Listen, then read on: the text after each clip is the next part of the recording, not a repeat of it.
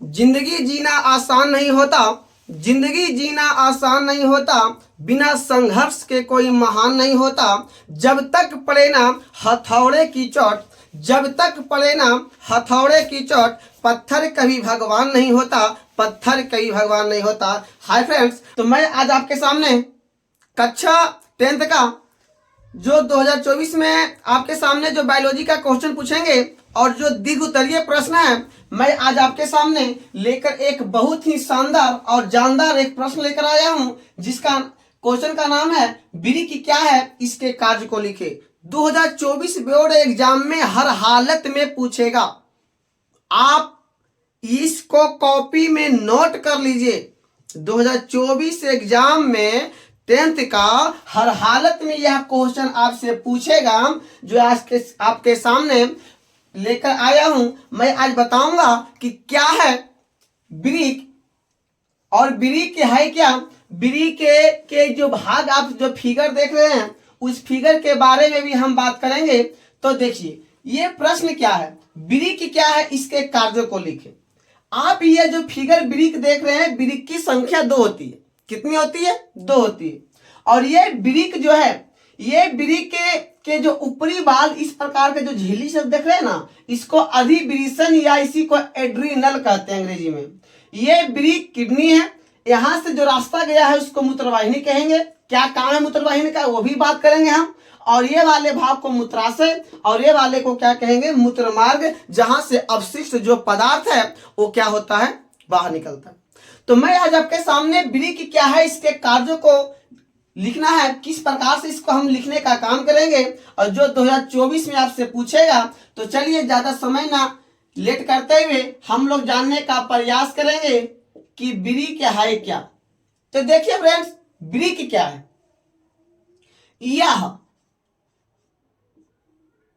यह पाया कहा जाता है, पहले ये जान लीजिए। तो यह जो है रीढ़ की हड्डी,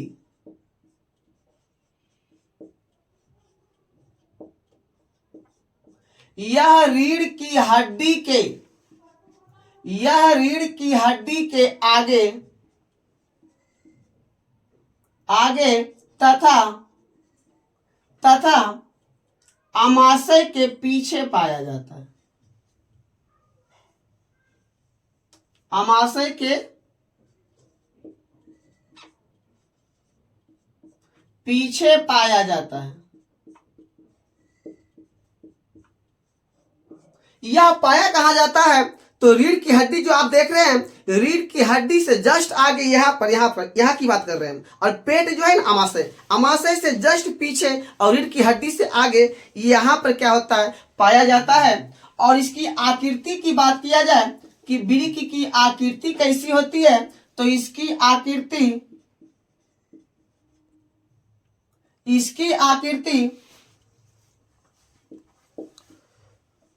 सेम के बीज जैसा होता है। इसकी आकृति कैसी होती है, तो ब्रिक की जो आकृति होती है वो सेम के बीज, या राजमा चावल आप खाए होंगे उसी के जैसा किडनी की क्या होती है, आकृति होती है। किडनी की बात करते हैं तो इसकी लंबाई, चौड़ाई और ऊंचाई क्या क्या है। तो किडनी की जो लंबाई है, इसकी लंबाई 12 सेंटीमीटर, चौड़ाई 6 सेंटीमीटर तथा मोटाई जो होती है वो 3 से 4 सेंटीमीटर होती है। तो हमने जाना कि जो ये ब्रिक है, किडनी की लंबाई 12 सेंटीमीटर, चौड़ाई 6 सेंटीमीटर और मोटाई की बात किया जाए तो 3 से 4 सेंटीमीटर, और इसका व्यास भी 3 से 4 सेंटीमीटर की होती है। अब इसकी बात करते हैं कि इसकी वेट क्या, वजन। इसकी जो वजन होती है वो 140 ग्राम से 170 ग्राम के बीच होती है। 180 कभी कभी हो सकता है, लेकिन इसको याद रखिएगा 140 ग्राम से 170 ग्राम की इसकी क्या होती है, वजन होती है।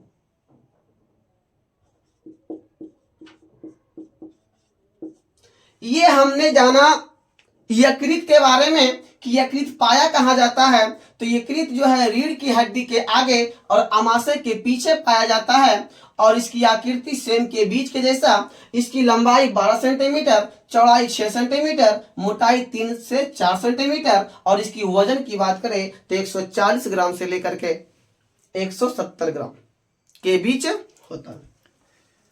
अब हम बात करते हैं ये किडनी जो है, ये किडनी के ऊपर जो इस प्रकार की एक देखिएगा कि झिल्ली जैसा आवरण पाया जाएगा किडनी के बाहर में, जिससे किडनी ढका हुआ रहता है। तो इसको क्या कहते हैं, तो पेरिटोनियम नामक झिल्ली से ढका रहता है। यह किससे ढका रहता है, यह पेरिटोनियम, यह पेरिटोनियम नामक झिल्ली से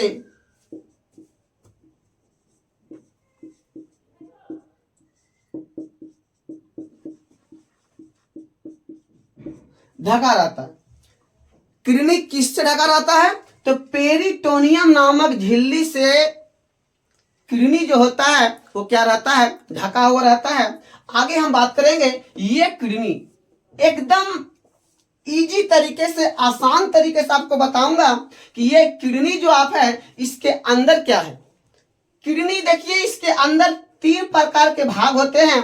एक जो बाहर का भाग है उसको मेडुला कहेंगे, सॉरी बाहर का भाग को कार्टेक्स कहेंगे, अंदर के भाग को मेडुला कहेंगे और जहां प्रवेश द्वार है ना, ये इस प्रवेश द्वार को क्या कहेंगे, रेनल हाइलम कहेंगे। जैसे मान लिया जाए ये आपका किडनी है और ये किडनी जो आपका दिया हुआ है, ये किडनी का जो बाहर का भाग रहेगा उसको कॉर्टेक्स, कॉर्टेक्स, आंतरिक ये अंदर का जो भाग है इसको मेडुला और जहां प्रवेश द्वार है उसको हाइलम कहते हैं। मतलब इसका नाम रेनल हाइलम भी कह सकते हैं। तो जहां किडनी प्रवेश करता है तो प्रवेश द्वार को क्या कहते हैं, हाइलम कहेंगे और बाहरी भाग को कॉर्टेक्स कहेंगे और आंतरिक भाग को क्या कहेंगे, मेडुला कहेंगे। यहां तक आपको समझ में आ गई होगी कि ये किडनी जो आप देख रहे हैं, काम देखिए किडनी का काम दोनों सेम है। जो किडनी ये काम करेगी वही काम ये करेगी। और बात सवाल आता है कि क्या एक किडनी से इंसान जिंदा रह सकता है। जी हाँ, एक किडनी से इंसान जिंदा रह सकता है। तो आपने क्या देखे कि किडनी जो है, किडनी के अंदर 3 भाग, एक जहां प्रवेश द्वार उसको रेनल हाइलम, कॉर्टेक्स जो इसके बाहरी है भाग और आंतरिक भाग को क्या कहते हैं, मेडुला कहते हैं। ये तो हमने जान लिया कि किडनी क्या है। अब काम भी तो करेगा, किडनी का क्या काम है वो भी बात कर लेते हैं। तो किडनी का देखिए, ये यहां से O2, ये वाले भाग जो होता है इसको क्या कहते हैं, ये वाले भाग को कहते हैं महाधमनी, जहां पर रक्त क्या हो रहता है, शुद्ध रहता है। रक्त क्या रहेगा, शुद्ध रहेगा, उसको क्या कहेंगे, महाधमनी। और जो ये वाला जो देख रहे हैं ये वाला महाशिरा है, महाशिरा में रक्त जो रहता है वो अशुद्ध रहता है। जो आपने इसके पहले परिवहन चैप्टर में पढ़े होंगे कि महाशिरा जो है उससे CO2 जो है वो अशुद्ध रक्त है और महाधमनी O2 जिससे शुद्ध रक्त। हमने बात कर लिया वृक्क के बारे में कि वृक्क क्या है, किससे बना है, इसकी झिल्ली के नाम क्या है और इसकी लंबाई चौड़ाई और ऊंचाई क्या है। अब हम बात कर लेते हैं कि इसके क्या क्या काम है। तो सबसे पहले आप ये देख रहे हैं, इसका नाम किडनी के बारे में पढ़ लिए। कार्य से पहले हम पढ़ेंगे मूत्रवाहिनी, कि ये मूत्रवाहिनी जो देख रहे हैं, मूत्रवाहिनी का क्या काम है।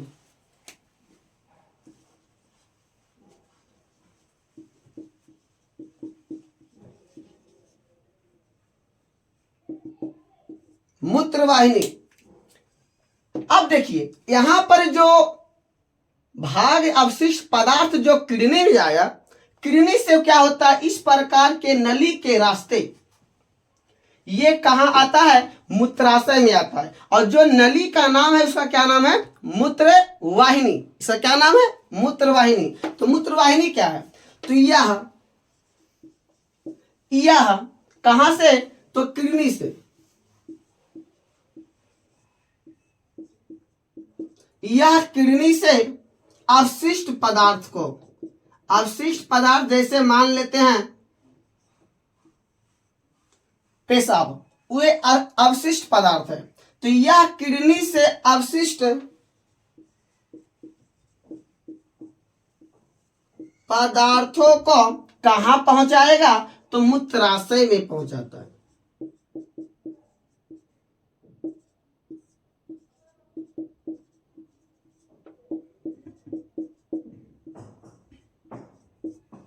यह किडनी से जो भी अवशिष्ट पदार्थ है उसको कहां पहुंचाता है, मूत्राशय में पहुंचाता है। मूत्राशय मतलब ये भाग जो है मूत्राशय, यहां पर जो पेशाब होते हैं यहीं पर मूत्राशय में क्या होते हैं, जमा रहते हैं। ये मूत्राशय क्या करता है, उसको लगभग 3 से 4 घंटा, लगभग 3 से 4 घंटे मूत्र यहीं पर क्या रहता है, जमा रहता है। तो हमने मूत्रवाहिनी के बारे में पढ़ लिया। अब इसके बाद इसी रास्ते से जो भी यहां से अवशिष्ट पदार्थ इस रास्ते से होकर कहां पहुंचाया, मूत्राशय में। अब मूत्राशय का क्या काम है, उसके बाद हम लोग कार्य की ओर पढ़ लेंगे। मूत्राशय,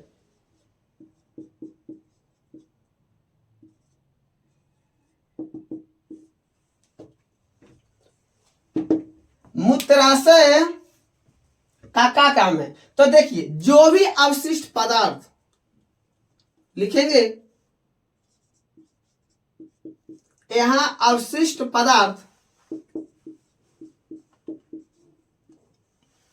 यहां अवशिष्ट पदार्थ,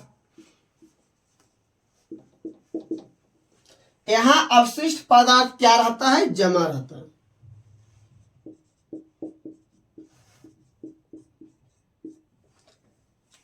अवशिष्ट जो पदार्थ होते हैं, मूत्राशय में अवशिष्ट पदार्थ क्या होता है, जमा रहता है। और मूत्राशय में अवशिष्ट पदार्थ लगभग 2 से 4 घंटे तक यही मूत्र यहीं पर क्या रहता है, जमा रहेगा। और जमा रहने के बाद वह मूत्र मार्ग के तहत हमारे शरीर से क्या हो जाता है, बाहर निकल जाता है।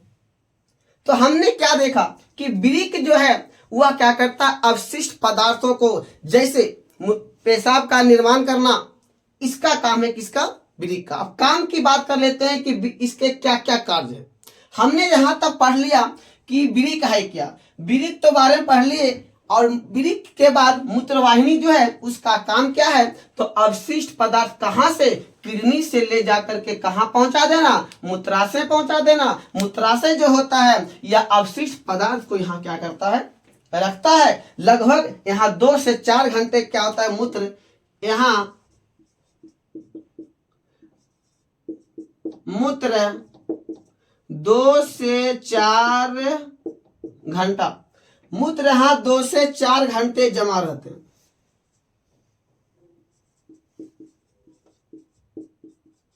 उसके बाद मूत्र मार्ग के रास्ते से मूत्र को क्या कर दिया जाता है, शरीर से बाहर निकाल दिया जाता है। ये तो हमने पढ़ लिया। अब हम बात कर लेते हैं कि इसके क्या क्या कार्य हैं। आप इसे तब तक स्क्रीनशॉट लीजिए, इसके बाद बात करेंगे कि इसके कार्य क्या क्या हैं।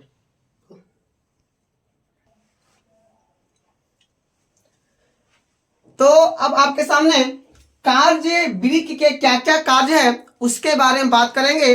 तो देखिए वृक्क के निम्नलिखित कार्य हैं। अगर पहली कार्य की बात करें तो ये रक्त को क्या करता है, शुद्धिकरण करने में मदद करता है। रक्त को शुद्धिकरण करता है, रक्त को क्या करता है, शुद्धिकरण, ये इसकी कार्य है। और दूसरी बात करें तो अवशिष्ट पदार्थों को बाहर निकालना।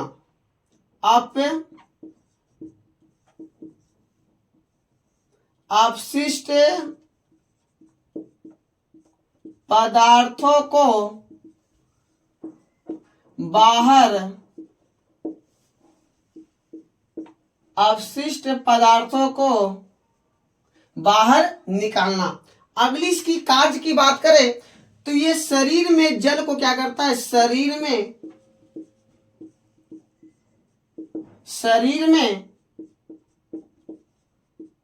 जल को संतुलन करता है। संतुलन करना, शरीर में जल को क्या करना, संतुलन करना।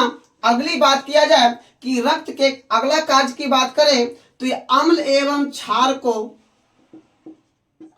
अम्ल तथा अम्ल एवं क्षार, अम्ल तथा क्षार को संतुलन करना, संतुलन करना। अगर बात किया जाए कि रक्त, इसके कार्य रक्त को शुद्धिकरण, अवशिष्ट पदार्थों को बाहर निकालना, शरीर में जल का संतुलन, अम्ल और क्षार को संतुलन। मतलब अगला बात किया जाए तो पेशाब का निर्माण करना।